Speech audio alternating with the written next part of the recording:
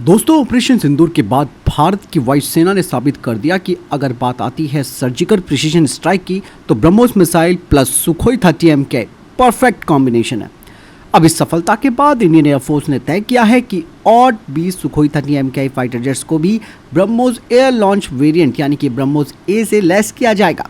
ये काम चल रहा है HAL के नासिक प्लांट में, जहां इन फाइटर जेट्स को स्ट्रक्चरल अपग्रेड और हार्डनिंग दी जा रही है ताकि वे 2.5 टन वाली हैवी सुपरसोनिक मिसाइल को आसानी से कैरी कर सके। पहले से ही 40 सुखोई 30M MKI पर ब्रह्मोस मिसाइल लगी है। ये 2 स्क्वाड्रंस को ऑपरेट करते हैं। नंबर 11 स्क्वाड्रन जिसे एरोज कहा जाता है, नंबर 102 स्क्वाड्रंस जो कि जामनगर में।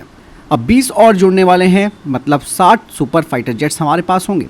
ये वो एयरक्राफ्ट होंगे जो किसी भी दुश्मन के एयर स्पेस में घुसे बिना 450 किलोमीटर तक 450 किलोमीटर दूर तक टारगेट हिट कर सकते हैं। मई 2025 में जब पाकिस्तान ने एक बड़ी उकसाने वाली कार्रवाई की, तब भारत ने जवाब दिया ऑपरेशन सिंदूर। इस मिशन में Su-30 MKI से लॉन्च हुए ब्रह्मोस मिसाइलों ने POK में मौजूद आतंकवादी बेस और प्रमुख एयरबेसेस को सटीकता से खत्म कर दिया। और खास बात यह कि सारे जेट्स बिना किसी नुकसान के लौट आए। इवन रक्षा मंत्री राजनाथ सिंह ने खुद HAL नासिक जाकर कहा, ऑपरेशन सिंदूर में दागी गई ब्रह्मोस सिर्फ एक स्ट्राइक नहीं थी, यह आत्मनिर्भर भारत की ताकत का बयान था।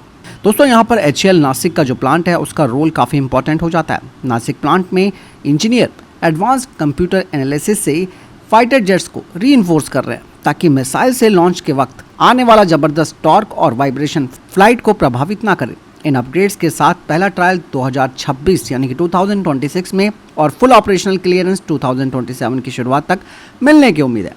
अब ये दोस्तों गेम चेंजर क्यों है ये भी आप जान लो। 450 किलोमीटर रेंज का मतलब आप समझिए। जैसे मैंने बताया कि इंडियन एयरफोर्स बिना दुश्मन के रडार में आए डीप स्ट्राइक कर सकता है। और यहाँ पर जो 60 ब्रह्मोस सुखोई कॉम्बो मिलकर सिंक्रोनाइज सेल्वो लॉन्च कर सकते हैं, यानी कि एक साथ कई डायरेक्शंस में वॉर कर सकते हैं। इससे भारत की स्ट्रैटेजिक डेटरेंस और ऑफेंसिव कैपेबिलिटी दोनों कई गुना बढ़ जाएगी।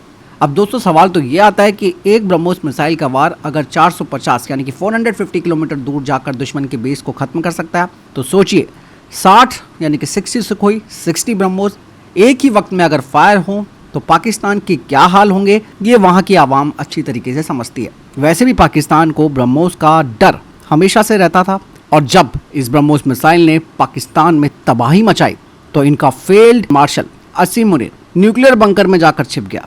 तो दोस्तों ये है इंडिया की सुपरसोनिक शील्ड एंड स्वाड कॉम्बो।